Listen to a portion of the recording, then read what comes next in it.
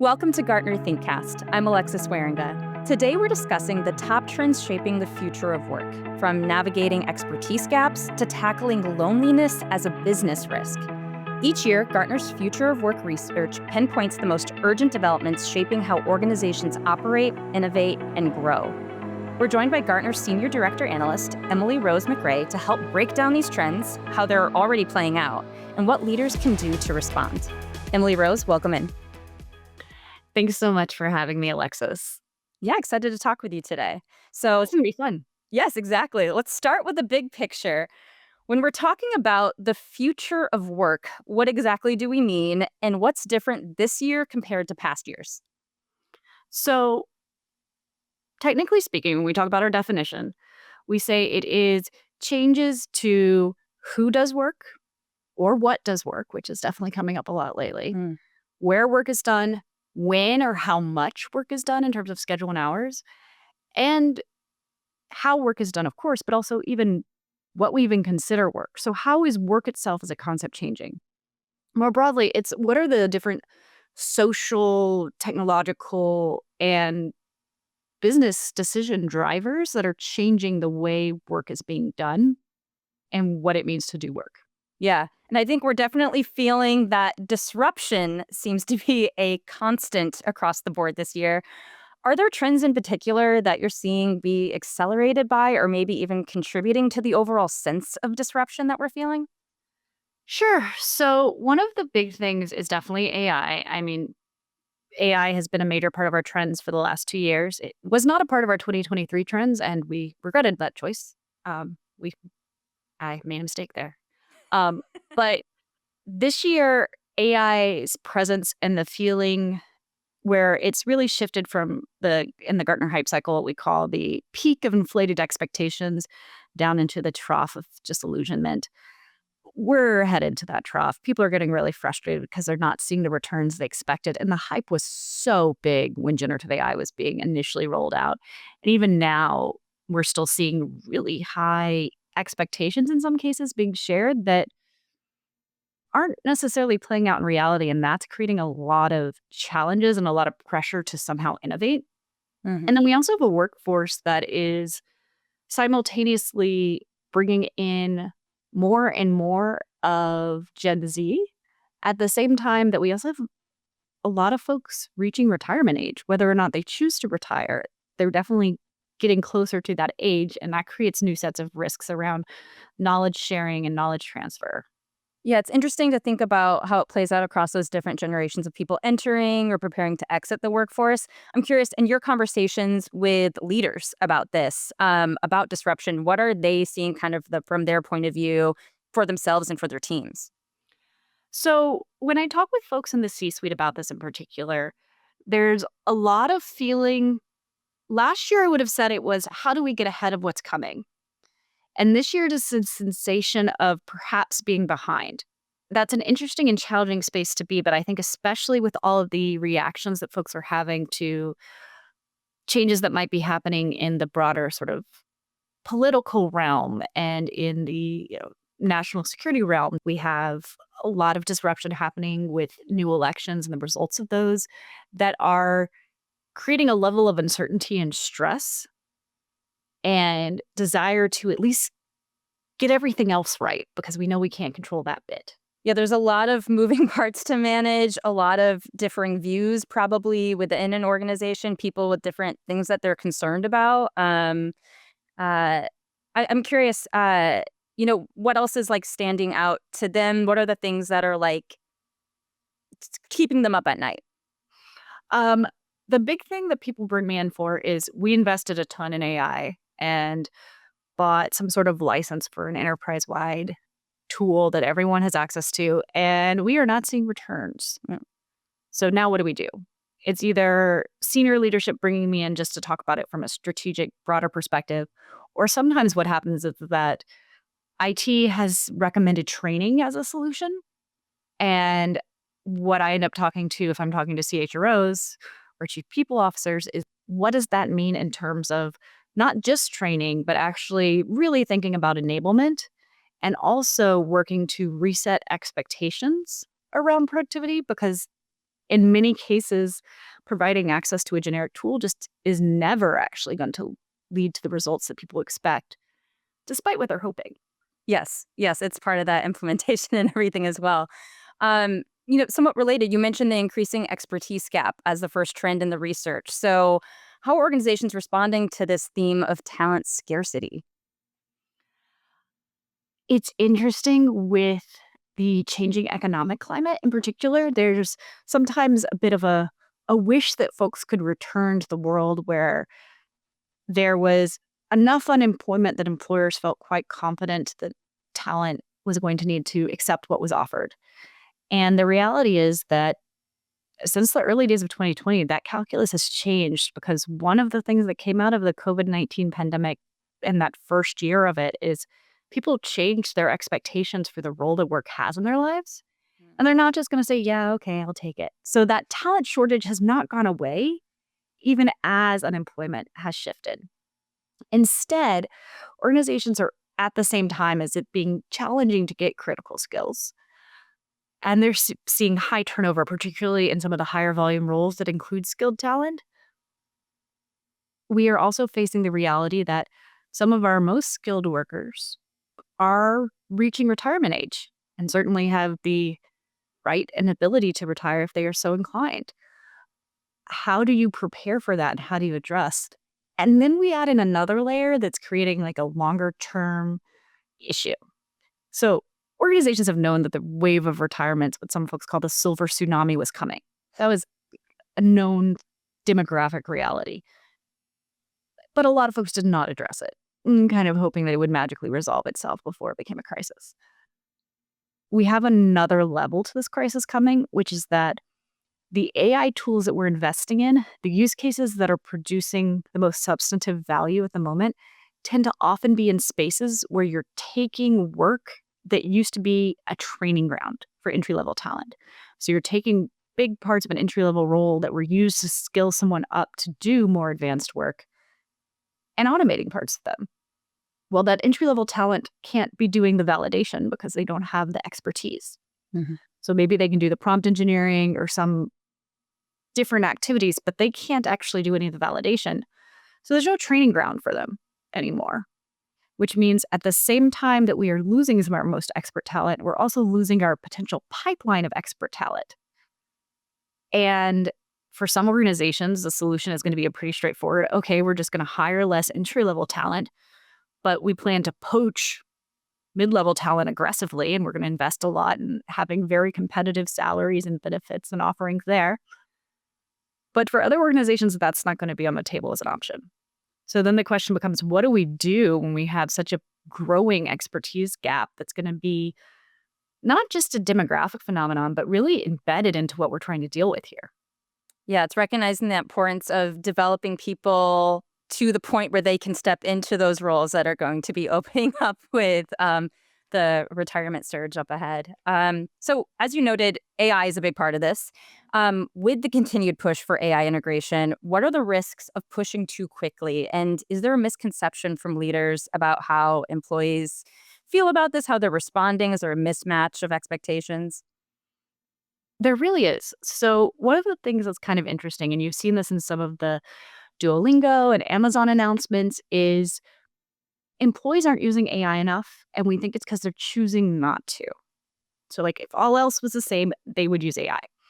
That doesn't really reflect reality because what the challenge is that a lot of the use cases that are available for those generic, non-specific AI tools are not necessarily that high value for folks. The average experienced employee doesn't need help writing emails. That's not a scalable impact. It could be super useful for them to be able to get summaries of long documents or summarize patterns in a bank of text that they're able to put in, whether that's research or past writings or something similar. But the challenge is that in many cases, what people are being given or having highlighted for them are very generic use cases. And in many cases, in addition to the use cases not being clearly high value, to even use the tool, people have to go outside of their workflows. And one of the things that can be a real mental block for folks in heavy adoption. And in fact, what we see usually is when these tools release, people are excited, they're willing to use them. This is supposed to change the way I do my job. Great. We'll see close to 90% adoption of a tool after it's released or after there's a training that comes out. But then it plummets to like 20, 30%. It's not because people didn't want to use it. It's because they sat down to use it, and some of them discovered it was actually kind of hard. I don't know how much you've tried to interact with some of those more generic tools, like a internal GPT, that kind of thing. It requires a fair bit of iteration. And that's not set up in the expectations, because if what you hear is this is a natural language tool, natural language processing is a category of AI. It doesn't mean that it's actually intuitive or natural to use. And that's a big difference, which means that people get really frustrated when they sit down to use it and it doesn't really work. But they have to practice. But we haven't given them any time to practice. In fact, we have some best practice case studies about clients who have created dedicated time to practice. But a lot of us are just expecting employees to start picking it up in the middle of their workflows. I don't know of any client I've talked to who said, oh yeah, we've actually got a workforce that has plenty of time on their hands. They can go play with this. It won't be an issue. People are trying to do the work you already want them to do. And you want them to find time, a couple hours a day to experiment with AI. That doesn't seem super realistic. So if you wanted that to happen, you would need to provide higher value use cases, or simply don't make it optional. What we're really seeing here, and the reason that these AI first organizations are struggling, and many of them, such as we saw this with Klarna and IBM, are actually hiring back a lot of the people that they originally let go of, is it's not that we don't need people, is that we need them in different roles. So instead of saying, here's a generic tool, somehow, it's a little bit like that meme where it's like step 1, step 2, question mark, step 3. Yes. Step 1, buy a Gen AI tool. Step 2, question mark, step 3, cut your workforce. Success. Right. Massive productivity all of a sudden. Except that's not what happens. And one of the reasons it doesn't happen is that if you think about like the reality here, Microsoft's own data shows that access to Copilot saves an average of 14 minutes a day. That's nice, but that's not world changing. That's not at a scale where we're suddenly cutting tons of headcount. If you want to get scale from any investments you're making in Gen AI, you have to actually be changing roles and workflows, where AI is not optional. It's part of how the work is done. It's part of the workflow. There are dedicated roles for prompt engineering. There are dedicated roles for validation and review and editing. If you aren't doing those things, and also once agentic becomes more widely adopted, dedicated roles around decision reviews and was this decision made correctly? And depending on the level of independence we've given it, do we agree or disagree? Do we need to override? If you aren't making changes to roles and workflows, there's just no way to see that level of productivity. Your employees might actually really enjoy using the tool. They might find it super useful for certain tasks that were less enjoyable. And if you source use cases from groups, you may find some great use cases that people are enthusiastic about using. But you're not going to see massive returns on investment or productivity there. And then there's another side of this, which is what happens if you are so enthusiastic about AI that you adopt it heavily and you don't necessarily leave space for feedback. So the worst case version of this is an example from a hospital system in California, where they implemented several different forms of AI. So like an ambient scribe that was taking notes, a couple other things that were making recommendations for patient care, a couple other tools. And their nursing staff started to raise the alarm and say, I have concerns. We are concerned about not our jobs, because if there's any job that is secure now and in the future, it is nursing, for which there's severe shortage globally. But we're concerned about actually the impact on patient care. Okay. There was no mechanism for them to provide feedback that was being listened to. They raised their concerns, crickets, no reaction. And no one really with the authority to respond or an assignment to listen to that feedback. They ended up staging a very public protest outside of the hospitals. Oh, wow. That's not ideal. That is a worst case scenario because now they're talking to the press about how the AI decisions of this hospital system were, in their view, harming patient care. Now, it might not be something as critical of an output as patient care, which is literally, in many cases, life or death. We're also talking about things that might just be, I think this exposes us to legal risk or creates a negative client experience, or our candidates aren't going to enjoy this. I've seen some proposals for a fully automated recruiting process with various AI agents and bots. That sounds great, except that usually candidates want to talk to someone who actually works at the organization at some point before they accept a job. I don't know how successful you're going to be if you eliminate that opportunity. That seems like it might be an issue from a conversion standpoint. If we don't create spaces and mechanisms, not just like an intake form or something where we're collecting, but actually actively seeking out employee feedback on our AI use cases and what we're trying to do, and also how it's actually being applied, we're not just risking lower productivity or not seeing a return on investment. We're also actually risking major, significant moral implications. Another example I have is an organization that did civil engineering where the architects for bridges did not want to use the AI tool that the company wanted them to use. And when the call was initially sent to me, it was, how do we get our employees to use AI? It's like, okay, well, let's talk about motivation, ease of use, skill development. What can we do here? But then as the client began to explain to me that these architects are actually legally responsible for anything that might happen on the bridges they build, it's like, oh, no, don't push them to do this, actually. Because the tool may make mistakes that a human would never make and that they would never think to look for. And it's actually a pretty good line to create of, no, I'm not comfortable with that. If they are held personally and legally and financially responsible, but also just from a moral standpoint, yeah, actually, maybe this is not the space to use AI. Yeah, definitely. You're opening the door to like large brand risk, as you mentioned, and a lot of cases where you need to make sure you have the time, the guardrails in place, and make sure your employees have the right understanding as well. But I loved your point that it's about rethinking what those jobs are. It's not just cutting jobs and saying AI can do all of this, but it's also saying the way this job was done before doesn't necessarily mean it should still be done that way. So there's still that need for that human touch, that human interaction, like you mentioned in recruiting, but you need to rethink exactly like how you define that role, what they do, and then how AI is like embedded into the processes, as you noted. So that was really great point. And in addition to that, to follow up on this from the employee side, one trend that I thought was really interesting mentions workers embracing bots over bosses. And so I'd love to dive more into you with that about what does that mean? How is that already playing out in practice for people choosing bots over their boss? Sure. So this is one that took me completely by surprise because if I had done this and actually written about this in the past, people don't necessarily actually want an AI manager.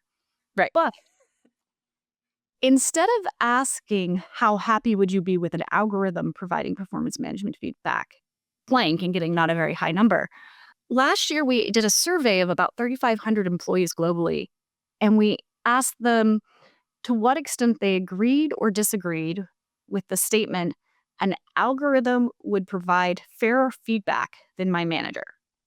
Now, what I love about this is a real comparison. Instead of it being, I'd be happy with an algorithm, which the answer might not be that high. It's how does that compare to our current state with who you have right now? Because it's not even an algorithm versus a person. It's the manager you have right now. Mm-hmm. Only 13% of employees disagreed with the idea that an algorithm would provide fairer feedback than their manager. So, Wow. that is concerning. Yes. 35% agreed, and then about half were neutral. I was a little shocked. I definitely had someone rerun these numbers. Mm-hmm. But then it started to make sense because the reality is performance management is hard. Feedback is hard. Employees, especially those who do jobs that involve a lot of interaction with technology, whether it's in the field and they're using a handheld device or at their desks. They know that there's a lot of data available about their performance and at least their activity. But that doesn't mean that data is necessarily translating into what feels like fair feedback from their manager. Hmm. And so people are very interested in potentially getting feedback that is algorithm driven, which is really interesting. From my perspective, it's more of a statement about how happy people are with the current state of performance management from their managers than it is enthusiasm for algorithms and technology. But it does create an interesting scenario. For instance, we know that most of the large language model tools that we interact with as public, like the ChatGPT, Bing, Gemini, Copilot, they've all been trained to make the user happy. So does that mean that they produce like a nicer performance review than we would get otherwise, and we're enjoying that? Um, that's a little. I mean, eventually the system would control for that, but that's something to keep in mind. Or is it just that any feedback that feels like it's data-based is gonna feel more objective? It's puts us in an interesting position because then instead of asking, "What is the ideal state?" we can say, what we really wanna ask here, which is the better result, optimizing against all the things we care about, cost, validity, performance recognition, high performance recognition, all of that. What's the best outcome for us here? What do we think it could be? Is it using a tool instead of a manager and freeing up some manager time? And do we think the tools are actually going to be accurate? Or is it investing even more in manager training and trying to help them be better? Mm-hmm. Or maybe it's embedding some AI in the tools the managers use for performance management. There's not one answer here, but it highlights an opportunity and a chance to ask some questions. Yeah, as you noted, definitely signaling something there about people saying like that there's an issue there if people are thinking like this AI is going to be the better, more fair judge for them. And also, as you noted, that it has its own bias in that like people have been getting more positive feedback sometimes of AI agreeing with them. So if you've been in a situation where you feel like your boss is always giving you like critique or something and AI is always telling you how great you are and how smart that idea was and thinking it through with you, um, could lead to some people choosing that over their specific manager in that situation. Tied to that, and something else I found really, really interesting reading this was employee well-being and connection, and that the loneliness was called out in particular, not just as a personal challenge, but as a business risk. And I think when you first hear that, you might think, oh, it's remote work, it's people working globally. But when you step back and you think about it, loneliness can really be heightened in those in-office experiences as well. So I was curious to hear more about that from you, and why is this such an important shift to address?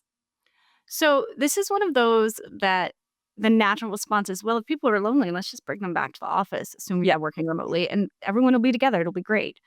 But it turns out when we look at the data, on-site and hybrid workers are not happier than fully remote workers. They do not feel more connection. They do not feel more camaraderie. So proximity is not a cure for loneliness. All right. Proximity is not a cure for loneliness. What is? What sort of connections will make a difference here? And the reason it matters for employers is not just, oh, well, if our employees are lonely, there's greater mental health strain, they might be a little sadder. We actually see significant performance declines when people respond that they are lonely, when they rate their, specifically at work. So when they rate their coworker quality and camaraderie quite lowly, their performance goes down. They are not able to be as effective as they want to be. And this is also reflected in academic studies as well. Loneliness actually hurts people's ability to do their job. Um, there's some interesting stuff that has just come out recently in the press around AI tools and people becoming emotionally attached to them. So I'm sure there's some organizations that are like, well, we'll just give everyone an AI companion, which has its own set of HR risks. My colleague, LJ Justice, has just written about like, do our fraternization policies apply to our AI chatbots that people have access to? Oh, wow. Great Yeah. question, and a terrain that I did not ever imagine us having to have conversations on. But yeah, this is a real problem, and it's not one that can be as easily fixed by RTO as people might think. It actually requires real investments in helping people build connections. Yeah, and it made me think of when I was starting out in my career, you feel that sometimes of like that heightened awkwardness at lunchtime when you don't quite know a lot of people yet, and the few people you do know might be in meetings at that time. And so I think for me, it tied back to what we were saying about those entry level jobs being harder too, of people entering the workforce are struggling with like evolving roles of what opportunities. And then at the same time of like, just because you're in office next to somebody doesn't mean you've formed a connection with them. And so it's about providing those really intentional opportunities for connection in like having collaborative meetings, not just like social, hangouts and whatnot, but just making sure where you're in office, you feel a sense of like, oh, it was worth it. I came in here. I like connected with some people. So that's a really critical part of it. And that's more just how do you make any sort of RTO strategy, whether it's hybrid or fully on-site work, is the time that people are spending in the office should be different than the time they aren't spending in the office. It should be clear that there is a point and a goal, and it's something we couldn't achieve separately. And often that's going to be social or connection based. But it's also, can we create social groups that are global, if it's a global company, that are around shared interests instead of being something else? So there's some interesting opportunities here, but it's not like a cheap and easy fix. So we talked a lot about disruptions, the risks with AI to your brand, but from an optimistic side, is there a trend in particular that you're most excited about or closely keeping an eye on that you think like signals something positive for the future? Always love a good positive note to kind Yeah. of wrap us up and end out. Yes. So, I think I'm actually very excited by some of the stuff around the employee activism because I think it helps redefine our understanding of what is responsible AI into something that's much more tangible and realistic. And it also is a mechanism for doing what we already know is best practice with any sort of decision making, which is to put it as close as you can to where the decision is actually going to have an impact. And that we tend to see issues when decision making is further away from where the actual impact and business results will be seen. Hmm. So I think that that is a space that I'm sure is very stressful for a lot of organizations, but also has incredible potential. Yeah. No, that is like an optimistic, making sure that like the people involved in it, like you even noted, of making sure if they get those tools, they feel equipped to use them and that they feel empowered and that it makes sense to them. If they're coming to the office, it makes sense. To tie it all together, what's the most important action that leaders should take by the next quarter for a short-term action to take now and then going beyond that to the next year or even longer? So, what I would recommend within their own teams is that everyone get their team together and have a conversation, if they haven't already. That is maybe bring in someone from HR to facilitate, but what's hard about our work? Where do our processes really frustrate you? What do you hate about your job? What do you hate about the work we do? Where is something really slow? Where it's really difficult, just boring? And then have HR go to IT and say, so which of these could we fix with tech? Whether it is AI or something else, but also bring in the folks who are function specific technology experts, because a lot of times it's going to be some sort of embedded tool, but make it a two-stage conversation where are pain points and then could tech do it instead of asking, can tech do it? And then trying to figure out where it goes in your workflows. Because that latter one tends to actually just mean that we've picked tech for use cases that are nice. But for instance, it's relatively easy to use AI agents to automate address changes for employees across all the different systems that they might need to change their address in. However, that is not a frequently done activity. So the return on the investment in doing that, it's not that high. So you can do it. It's a great example of something that agentic AI could do very well. It just doesn't really necessarily actually give you that much in the way of returns. Yeah. Think about the ROI of it all. As we wrap up, is there any final point, anything we didn't address within the future of work that you want to mention? I think the thing I would say that is usually a little bit of a surprise for folks is that with generative AI, there is no first mover advantage. It's totally fine to go slow and wait and see what others are doing. That doesn't mean there's a first mover penalty. It's just this is a new terrain, but it's also terrain that outside of some very specific spaces, a few in legal, a few in R&D, there aren't business cases for investing before your peers. Mm-hmm. It's not a differentiator in that way because you would have to be using it really differently. And if what you're planning to do is implement an enterprise-wide tool, it's fine if you wait and see if that actually is going to be the best practice for you, because that's not a game changer. It's a nice to have, but it's not necessarily really going to change how you operate in substantive ways. I'm sure many legal teams across enterprises would also appreciate this message, as you mentioned. It's okay to wait. So ask your legal teams before you launch anything, because they may have concerns. Yeah. And the worst thing you can do from an adoption standpoint is roll something out and then have to cancel it. Yes. That just kills enthusiasm for the tool. Yes. Wait, like the momentum, the progress you can make with it totally makes sense. Well, this has been a fantastic conversation. Thank you so much for everything you shared. Thanks, Alexis. Thanks for listening to this latest episode of ThinkCast, featuring Gartner Senior Director Analyst Emily Rose McRae. If you'd like to learn more about our topic today, visit Gartner.com and click the links in the notes. ThinkCast will be back wherever you listen to podcasts a week from today. In the meantime, please rate, review, and subscribe, and share with a colleague so neither of you will miss it.